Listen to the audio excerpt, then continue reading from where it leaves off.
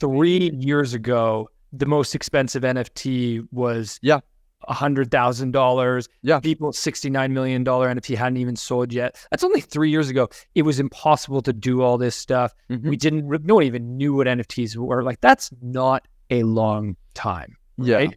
Yeah. And the other thing is, you can look at it and you can say, we were building for the technical because it was the technical that we're building. Correct. And you build for yourself and your own use case. You don't build for, somebody who's different than you. Want, like, you don't build. Why would you? Because you're not African. Why would you? Right? Yeah. And I think you see this with innovation, right? Where there's this chasm that people need to jump, which is now we're making scaling decisions based off of the people that we're building for, who already know everything. That is counterintuitive. We should, like, if we want to get other 99% of the population on board, we should not expect them to go through the shit that we've done.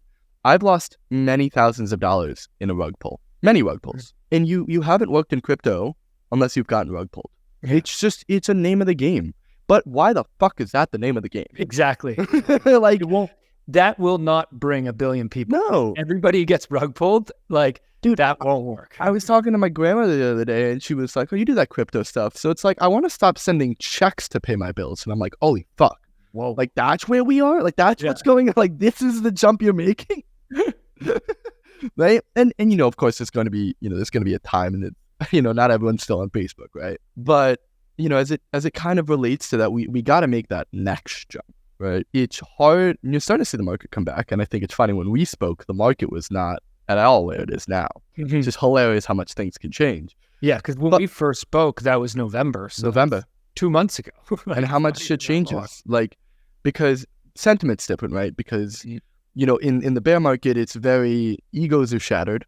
Good. Egos are shattered and hope is lost. Right. And it's, oh my God, we're never going to go out to the real world. And then someone says fucking Bitcoin ETF, and you're just like, we got to build for the next billion users.